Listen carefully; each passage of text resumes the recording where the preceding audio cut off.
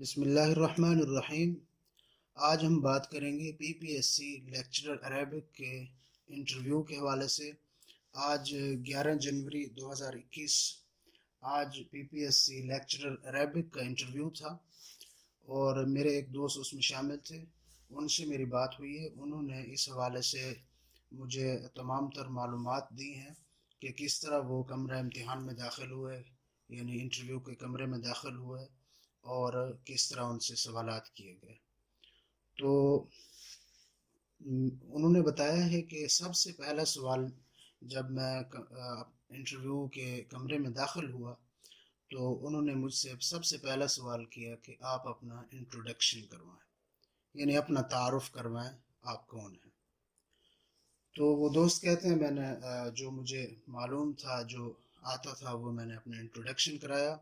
دوسرا سوال کیا گیا کہ آپ کا ایڈریس ہمارے پاس یہاں پہ لکھا ہوا ہے آپ کی فائلز میں، اور آپ یہ بتائیں یہ جس علاقے سے آپ تعلق رکھتے ہیں اس علاقے کا مذکورہ نام، جو بھی ان کا نام تھا وہ وہاں پہ موجود تھا۔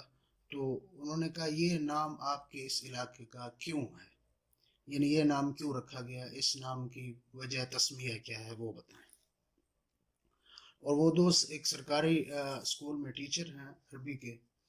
تو پھر کہتے ہیں کہ تیسرا سوال مجھ سے کیا گیا کہ آپ کس اسکول میں پڑھا رہے ہیں، یہ آپ عربی میں بتائیں۔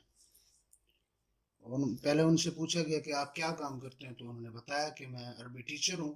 تو ان سے پھر انہوں نے کہا کہ آپ یہ جملہ عربی میں بتائیں کہ میں فلاں اسکول میں پڑھاتا ہوں۔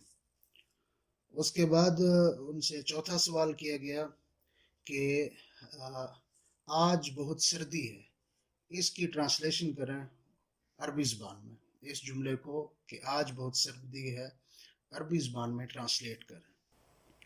اس کے بعد وہ بتاتے ہیں کہ پانچواں سوال کیا گیا کہ جمع قلت کے کتنے ابواب ہیں۔ اس کے بعد ان سے چھٹا سوال کیا گیا وَلَقَدْ يَسَّرْنَا الْقُرْآنَ لِلذِّكْرِ فَهَلْ مِن مُدَّكِرٍ۔ اس جملے میں القرآن گرامر کے اعتبار سے کیا بن رہا ہے، یعنی فاعل بن رہا ہے، مفعول بن رہا ہے، یہ فعل بن رہا ہے۔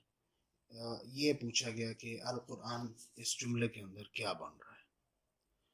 اس کے بعد ساتواں سوال ان سے کیا گیا کہ علم البیان یہ کیا ہے، اس کی مختصر تعریف کریں اردو میں۔ اس کے بعد وہ کہتے ہیں کہ آٹھواں سوال مجھ سے کیا گیا کہ تشبیہ کی تعریف کریں اور ساتھ ایک مثال دیں، یعنی یہ تشبیہ کی تعریف کے ساتھ ساتھ اس کی ایک مثال بھی بتائیں کہ تشبیہ کیا ہوتی ہے۔ پھر نواں سوال جو کیا گیا وہ کہتے ہیں وہ تھیسس کے حوالے سے تھا کہ مجھ سے پوچھا گیا، تھیسس میں ایک عبارت لکھی ہوئی تھی، وہ مجھے دکھائی گئی اور کہا گیا کہ اس عبارت کو پڑھ کر سنائیں۔ تو وہ میں نے پڑھ کر سنائی۔ پھر انہوں نے کہا کہ اس عبارت کو اب آپ اردو میں ٹرانسلیٹ کریں۔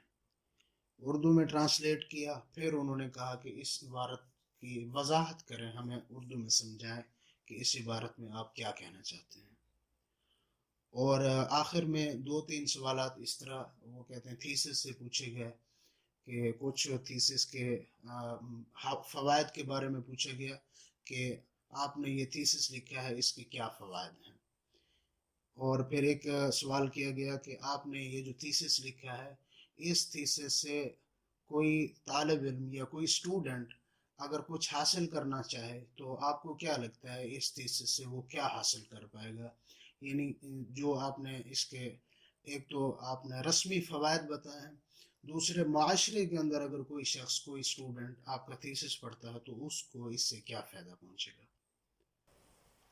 اور آخری سوالات جو تین چار تفصیلی سوالات تھے وہ انہوں نے تھیسس کے حوالے سے پوچھے کہ آپ کے تھیسس کے فوائد کیا ہیں اور آپ نے یہ تھیسس کیوں لکھا اور معاشرہ آپ کے تھیسس سے کیا حاصل کر پائے گا۔